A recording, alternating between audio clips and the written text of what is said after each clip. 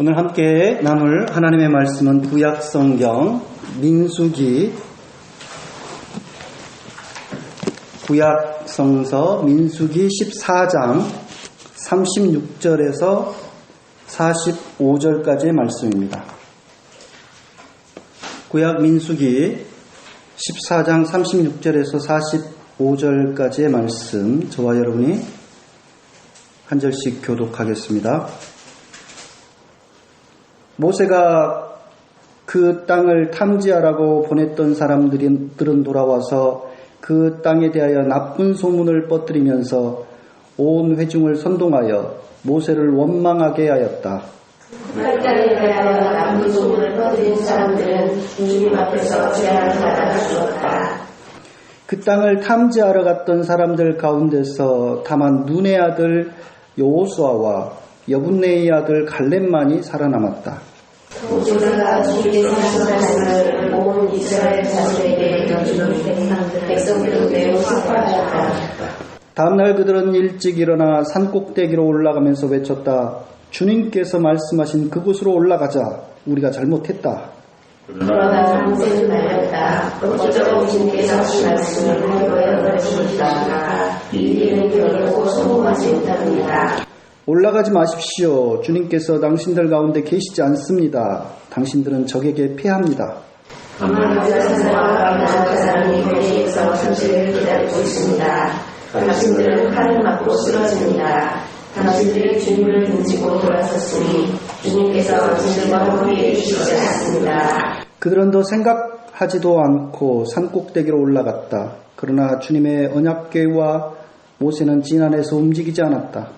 그때 마리아가 모든 천사님과 아말렉 사람과 가나안 사람들이 들어와서 그들을 찢고 홍만까지 그들을 추격하게 하였다.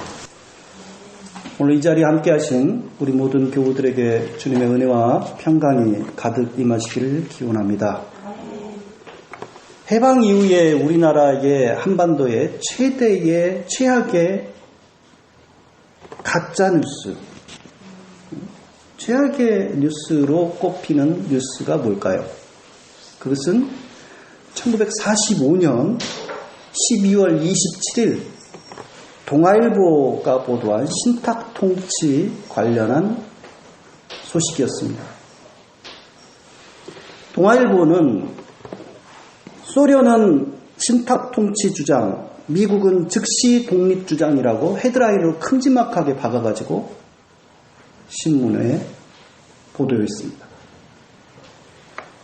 당시 미국과 영국, 소련의 외무장관들이 모스크바에서 모여서 한국을 이제 어떻게 처리할 것인가를 놓고 협의, 회의를 하고 있었습니다. 이게 바로 모스크바 3상 회의죠. 그렇게 한창 모스크바 3상 회의가 진행 중이었는데 결론도 나지 않았는데 단정적으로 소련은 신탁통치를 주장하고 있고 미국은 즉시 독립을 주장하고 있다. 이렇게 보도를 한 거죠.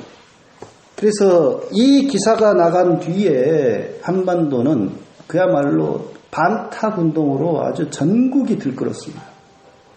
그래서 이게 도화선이 되어서 급기야 남북 분단과 한국전쟁까지 이어지게 되죠. 물론 동아일보가 고의적이고 악의적으로 이런 기사를 실었다고 보기에는 좀 어려운 측면도 있습니다. 왜냐하면 동아일보도 미국의 그 합동통신이라고 워싱턴발 합동통신 UP 또는 AP 통신에 보도된 걸 25일자에 보도된 것을 받아서 그 기사를 쓴 거고 다만 이제 헤드라인을 그렇게 뽑은 거죠. 실제 상황은 어땠습니까? 실제 상황은 미국과 영국, 소련, 중국 이 4개국이 4개국 협의 기구가 통치권을 갖고서 최대 10년, 최소 5년간은 신탁 통치를 해야 된다라고 미국이 그렇게 주장을 했고요. 소련은 임시정부를 세워서 통치권을 그 임시정부한테 주고 5년간 신탁통치를 해야 된다. 그렇게 주장을 했다고 합니다. 그러니까 완전히 상황을 거꾸로 동아일보는 보도를 한 거죠. 사실 미국은 1945년 2월에 있었던 얄타 회담에서 스탈린과 루즈벨트 대통령이 서로 얄타 회담을 했는데 그때 이미 루즈벨트가 한국은 자치 능력이 없는 나라다. 한국인은. 그렇기 때문에 최소한 40년 내지 50년은 신탁통치를 해야 된다. 그렇게 그때 이미 주장을 했어요. 하지만 스탈린의 경우는 안 된다. 5년 정도가 적당하다. 그런 주장을 했다고 합니다. 근데 동아일보는 미국은 한국을 즉시 독립시키려고 하고 있고 소련은 신탁통치를 주장한다. 이런 사실과 전혀 다른 오보를 낸 거죠.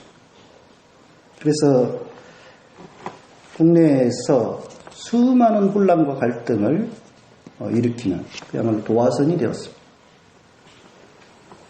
만일 이 동아일보의 보도가 없었다면 한반도가 어떻게 됐을까요? 역사의 가정이라고 하는 것은 없지만은 아마도 최소한 남북이 극한으로 치닫는 이런 그 전쟁은 없었을 것이다.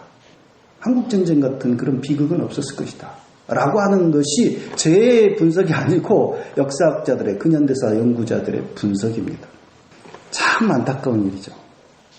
그때 당대에 그 대권을 노리고 있던 주요 인사들이 있었지 않습니까? 이승만, 김구를 비롯한 이런 인사들이 그러면 모스크바 3상회의 결과를 잘 몰랐냐? 그들은 충분히 알 수 있는 위치에 있었대요. 그런데 왜 이렇게 반탁운동에 난리를 치고 그랬던 거냐? 자신들의 정략전 이해득실에 따라서 그렇게 한 겁니다. 대중들을 갖다가 호도를 한 거죠. 그래서 반탁만이 살 길이다라고 하는 차원에서 그렇게 대대적으로 전국을 다니면서 반탁운동을 선동하고 그랬던 것이죠. 그래서 상황이 돌이킬 수 없도록 악화되게 만든 측면이 있고요. 그 후유증은 지금까지도 어쩌면 지속되고 있다라고 볼 수 있습니다. 최근에 은퇴한 어느 목사님에게서 제가 이메일을 하나 받았습니다. 그분은 그 이메일에서 이런 주장을 하였습니다. 차별법 폐지가 국회에서 통과되면 기독교인들이 타종교인에게 전도하는 길이 막힐 뿐만 아니라 벌금을 물어야 한다니 세상에 이런 정신 나간 국회의원들이 어디 있습니까? 결사적으로 막아내야 됩니다. 이런 내용이었습니다. 이 목사님은 크게 착각하고 계신 것 같아요. 국내의 법령 가운데 무슨 사람을 차별하는 차별법이 있다라고 전제를 하고 계시는데 사실 국내 어느 법도 사람을 차별하는 법은 없습니다. 차별을 해서는 안 된다는 법은 있을지 모르지만 우리 헌법 제11조를 보면은 어떻게 되어 있습니까? 모든 국민은 법 앞에 평등하다. 누구든지 성별, 종교 또는 사회적 신분에 의하여 정치적, 경제적, 사회적, 문화적 생활의 모든 영역에서 차별받지 아니한다라고 되어 있어요. 이미 헌법상으로는 우리는 차별을 해서는 안 되는 나라에 살고 있습니다. 근데 그것이 제대로 세세하게 일상에서 지켜지지 않고 있기 때문에 문제가 있는 거죠. 사람을 차별해서야 되겠습니까? 그런 법은 존재해서도 안 되고 존재할 수도 없습니다. 우리나라가 민주주의 국가라면 아마 그 목사님은 차별금지법이 제정되면 국회에서 통과가 되면 기독교인들이 타종교인들에 대해서 전도하는 것도 이제 못하게 될 뿐만 아니라 전도를 하게 되면 벌금을 물게 될 거다. 아마 그렇게 그 말을 하고 싶었던 것이 아닌가 싶어요. 근데요, 제가 알기로 지금 계속 국회에서 부결되고 있는 이 차별금지법. 이 차별금지법이 통과된다 그래서 전도하는 길이 막히고 전도했다 그래서 벌금을 물고 이거는 그런 일은 없습니다. 더욱이 이 차별금지법이라고 하는 법령은 성별, 피부색, 나이, 병력, 출신 지역, 용모, 장애 정도 뭐 등등의 사회, 문화, 생활 각 분야에 두루 적용되는 거예요. 이게 우리나라만 제정하는 법이 아니고 이미 북미 선진국들이라면 인권보호 차원에서 개인의 인권보호 차원에서 올해 19세기 말부터 이런 법령들을 만들어가고 계속 제정해 왔습니다. 근데 우리나라는 계속 이걸 지금 법령을 제정을 특히 그 보수 기독교계에서 결사적으로 반대하면서 이게 제정이 안 되고 있는데 그러다 보니까 유엔에서 계속해서 한국은 차별금지법 빨리 제정하라고 여러 차례 지금 권고하고 있는 실정이죠. 기독교가 한국에 처음 들어왔을 때는 차별을 신분상의 차별을 철폐하는 데 가장 선구적인 종교였습니다. 양반이라고 그래서 특별 대접하고 뭐 상민이라고 따로 예배를 드리고 그러지 않지 않습니까? 양반이요. 상민이 똑같이 같이 앉아갖고 예배를 드렸고 또 여성 가운데서 기생들까지도 다 학교 교육을 근대화 교육을 시키고 말이죠. 백정들까지 다 이름을 주고 교회에서 장로를 할 수 있도록 그 길을 열어주고 다 그렇게 하는 것 자체가 굉장히 그 평등을 실현하는 데 있어서 기여를 많이 했거든요. 그랬던 종교가 어느덧 오히려 차별을 조장하고 차별을 철폐하자라고 평등을 진작시키자라고 하는 법령을 막아서는 데 오히려 앞장서는 참 기가 막힌 현실입니다. 각종 그 사실과 다른 가짜 뉴스를 유포를 하면서까지 그렇게 하고 있는 현실입니다. 소위 자칭 기독교 지도자라고 하는 사람들이나 교단들까지도 주요 교단들까지도 이런 뭐 차별금지법이 제정되면 마치 큰일이 날 것처럼 호들갑을 떨면서 그렇게 열심을 이 법령 막아야 된다라고 열심을 내고 있는 상황입니다.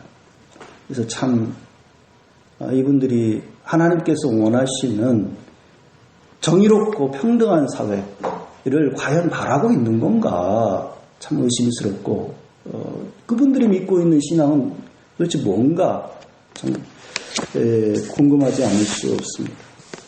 이스라엘 백성들은 출애굽 여정에서 하나님 앞에 두 차례의 큰 반역을 저질렀습니다. 물론 여러 반역을 저질렀지만 가장 큰 반역이 두 가지로 꼽을 수 있다는 거예요. 첫 번째는 뭡니까? 첫 번째는 모세가 시내산에 올라가서 율법과 계명을 하나님으로부터 받을 때 40일간 시내산에서 머물렀는데 모세가 안 내려오니까 그 밑에서 아론을 중심으로 금송아지를 만들고 그 금송아지에다가 제사를 드리고 금송아지를 숭배하는 의식을 치렀지 않습니까? 하나님을 배신한 거죠. 또 다른 두 번째 반역은 뭐였냐? 바로 오늘 우리들이 본문에서 보고 있는 내용입니다. 가나안 땅, 약속의 땅을 코앞에 두고 하나님께 반역을 하여서 모세와 아론을 원망하면서 가나안 땅에 들어가지 않겠다라고 이집트로 다시 돌아가겠다라고 그렇게 아우성을 친 사건입니다. 둘 다 아주 심각한 반역에 해당됩니다. 둘 다 하나님을 업신여기고 하나님을 고려하지 않는 자신들의 고집대로 행하는 행위이기 때문이죠. 모세는 바란 광야, 곧 가데스 바네아, 바란 광야의 인근에 있는 가데스 바네아에 이르렀을 때에 정탐꾼, 각 지파를 대표하는 지도자들 가운데서 정탐꾼들을 한 사람씩 선정해서 12명의 정탐꾼을 가나안 땅에 보냈습니다. 그래서 그들에게 가나안 땅에 미리 들어가서 그 땅이 정말 좋은 땅인지 나쁜 땅이니, 그 땅 사람들이 많은지 적은지, 또 그 땅 사람들이 살고 있는 그 집, 동네들이 촌락인지, 그들이 장막에 살고 있는 요새화된 그런 성읍에 살고 있는지 두루 잘 살펴보고 오너라 라고 지시했습니다. 그런데 그 땅에 들어가서 두루 정탐을 40일 동안 그 정탐꾼들이 탐지를 해보고 나서 돌아와서 어떻게 보고했습니까? 가보니까 그곳은 정말로 젖과 꿀이 흐르는 좋은 땅은 맞습니다. 하지만 그 백성들은 견고한 요새에서 살고 있었고 우리보다 훨씬 더 강하기 때문에 우리는 그 땅에 들어갈 수 없습니다. 10명의 정탐꾼들은 그런 식으로 보고를 했습니다. 돌아온 정탐꾼 가운데서 유일하게 유다 지파 소속 갈렙만이 올라가서 그 땅을 점령합시다. 우리는 반드시 그 땅을 점령할 수 있습니다. 그렇게 말을 했습니다. 우리는 보통 여호수아까지 같이 그런 걸로 알고 있는데 최초 보고 때는 갈렙만 그렇게 이야기를 했고요. 여호수아가 그때 당시 어떤 입장을 취했는지는 정확하게 나와 있진 않아요. 여호수아는 아마 10명의 그 정탐꾼에게 동조하지는 않은 것 같아요. 그렇다고 해서 갈렙처럼 당장 들어가서 점령합시다 이렇게 또 주장한 것으로도 나오지는 않습니다. 아무튼 여호수아는 에브라임 지파를 대표하는 사람이고 갈렙은 유다 지파를 대표하는 사람 아닙니까? 그러니까 남한국 북한국 나중에 대표하는 두 지파의 지도자들이 그래도 그나마 하나님 편에 모세 편에 선 건데요. 대다수 정탐꾼들이 그렇게 그 땅 들어가면 우리는 반드시 그 사람들 절대로 이길 수 없고 들어갈 수도 없다라고 보고를 하니까 백성들 반응이 어떻습니까? 밤새도록 통곡하면서 모세와 아론을 원망하고 아우성을 쳤다고 했습니다.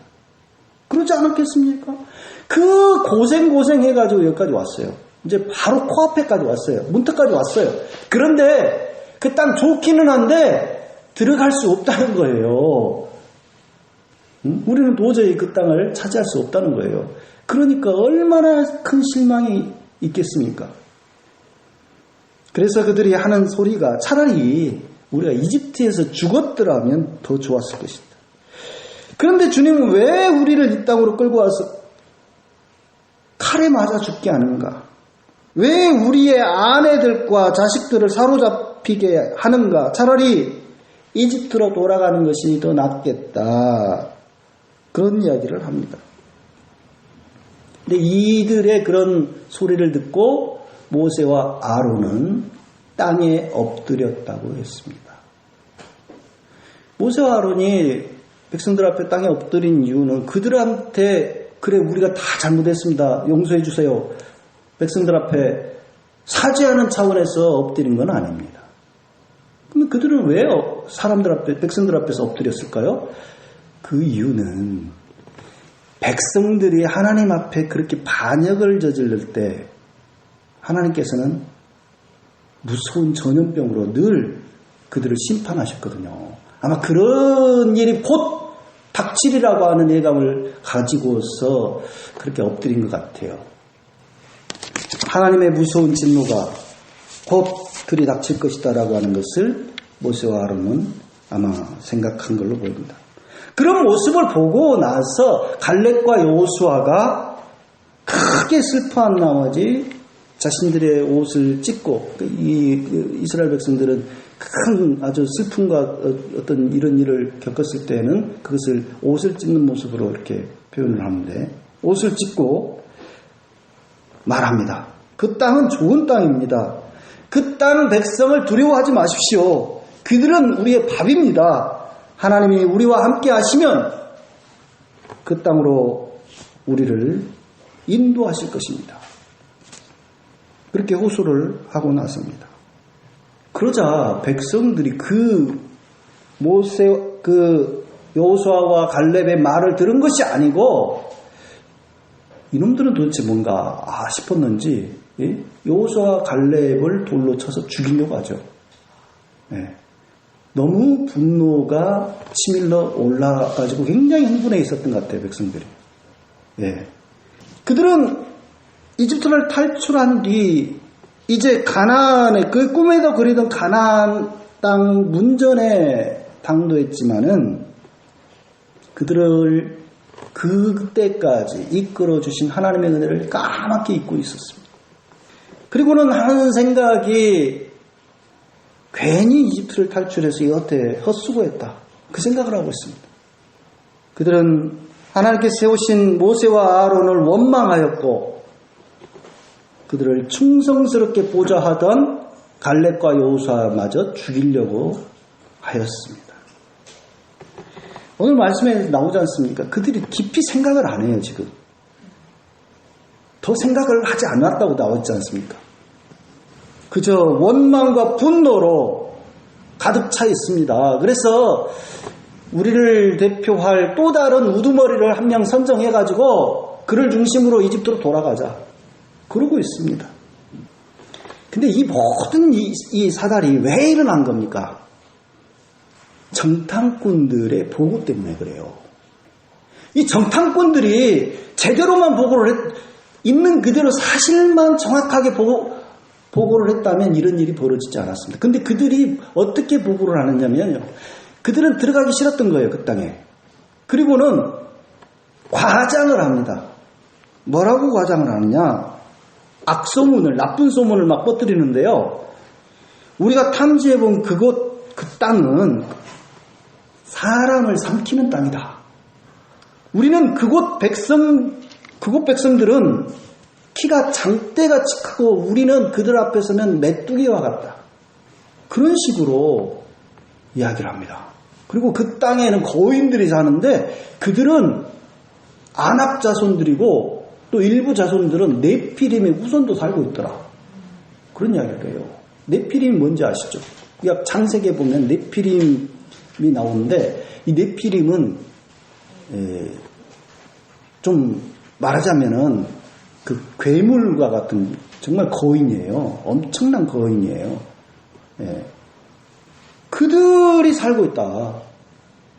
그러니까 참 사람들이 직접 보지 않고 제대로 알지 않으면 적을 더 무섭게 과장하게 생각하는 경향이 있어요. 예를 들면 한 번도 보지 않는 도깨비를, 귀신을 막 무서워가지고 늘 그냥 두려워 떠는 그런 사람들처럼 말이죠. 제대로 뭐 알지 못하면 훨씬 더 과장해서 생각합니다. 그래서 그들 말을 들은 백성들은 가나안 땅에 들어갈 엄두를 내지 못합니다. 그래서 다시 이집트로 돌아갈 생각을 하고 있어요. 이제 용기를 내어서 몇 걸음만 더 나아가면 약속의 땅 가나안에 그냥 들어갈 수 있는데 그들은 그 소중한 기회를 놓치고 말았습니다. 하나님은 모세의 간곡한 중재 기도에 의해서 그들을 단숨에 불살라버리거나 전염병으로 죽이지는 않으셨습니다. 용서하셨습니다. 다만 그들 그 반역의 죄가를 어떻게 심판하셨냐? 정탐꾼들이 40일간 정탐을 했다지 않습니까? 그 하루를 1년으로 계산해서 40년 동안을 광야를 떠돌게 하셨어요. 그 일로. 그래서 기성세대 20살 이상 된 세대 가운데에서 약속의 땅인 가나안에 들어간 사람은 여호수아와 갈렙 외에는 아무도 없었습니다. 모세와 아론마저도 들어갈 수 없었어요. 그들이 잘못했다기보다는 그들이 지도자들로서 책임을 져야 되겠던 거죠. 그래서 그 땅에 들어가지 못합니다. 그리고는 40년을 광야 떠돌이 생활을 하게 되죠. 하나님이 우리에게 주시려고 하시는 아름다운 땅, 새하늘과 새 땅에 들어가려면은 담대해야 됩니다. 용기와 과단성이 필요합니다. 우리 자신만 보지 말고 하나님께서 우리를 지금까지 인도해 오신 그 은혜를 기억해야 됩니다. 축구 경기를 하거나 운동 경기를 이렇게 육상 경기를 할 때 그 마지막 잘해야 되는 순간이 골인 지점이 바라보일 때 최선을 다해야 된다고 하더라고요. 옛날 그 황영조 선수였나요? 마라톤 황영조 선수가 골인 지점 거의 다 이렇게 딱 보일 때 막 이렇게 손을 들고 막 세레모니를 하고 오는 모습을 보고 그 손기정 선수, 손기정 옹이 충고를 했다고. 골인 지점에 보면 네 있는 힘껏 더 달려야 된다. 그렇게 세레모니 하지 마라. 그렇게 충고를 했다고 합니다. 실제로 그 마지막 그 골인 지점 앞에서 다 이겼다고 생각했다가 져버린 사람들이 있더라고요.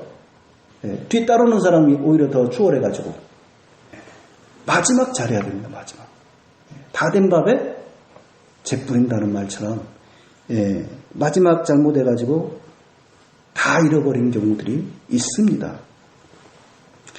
기껏 고생해 놓고는 새시대 문턱에 들어서서 두려워하며 자초하는 일이 우리 앞에 있어서는 안 될 것입니다.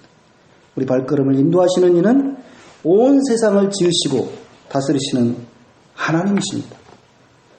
우리를 혼란스럽게 만드는 온갖 거짓 정보들을 해치고 생명과 평화의 길을 과감하게 용기 있게 나아가는, 그래서 새 시대를 열어가는 저와 여러분들 되기를 간절히 기원합니다.